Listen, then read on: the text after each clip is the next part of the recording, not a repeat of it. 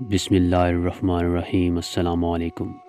Baghdad میں ایک بدمعاش نے ایک عورت کو پکڑ لیا اور خنجر نکال کر اس کے گلے پر رکھ دیا۔ لوگ دور سے ڈر سہم کر تماشا دیکھ رہے تھے، مگر کسی کی جرأت نہیں تھی کہ وہ اس عورت کو اس بدمعاش کے چنگل سے آزاد کرائے۔ اتنے میں ایک بزرگ کا وہاں سے گزر ہوا۔ وہ اس بدمعاش کے قریب ہوئے، اس کے کان میں کچھ کہا اور آگے بڑھ گئے۔ اس بدمعاش پر لرزہ طاری ہو گیا اور ایک دم بے ہوش ہو کر گر پڑے۔ خنجر ہاتھ سے گر گیا اور وہ عورت وہاں سے بھاگ گئی۔ لوگ بھی سارے حیران تھے کہ یہ کیا ماجرا ہوا۔ جب یہ بدمعاش ہوش میں آئے تو لوگوں سے اس بدمعاش نے پوچھا کہ یہ بزرگ کون تھے۔ حاضرین میں سے کسی نے پکار کر کہا، زمانے کے ولی اللہ سیدنا بشر حافی۔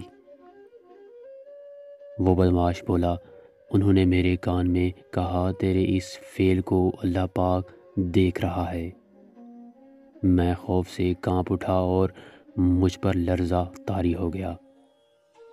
مجھے احساس ہوا کہ میں کتنا بے شرم اور بے غیرت ہوں کہ مجھے میرا رب دیکھ رہا ہے اور میں پھر بھی بے حیائی کا کام کر رہا ہوں۔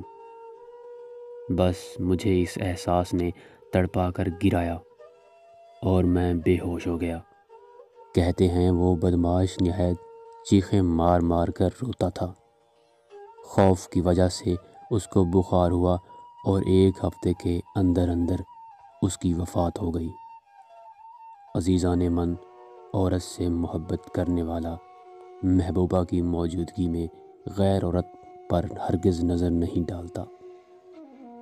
ہم کیسے عاشق ہیں کہ اللہ اور رسول سے محبت کے دعوے بھی کرتے ہیں اور گناہوں پر قائم بھی رہتے ہیں۔ جو کرتا ہے تو چھپ چھپ کر اہل جہاں سے، کوئی دیکھ رہا ہے تجھے آسماں سے۔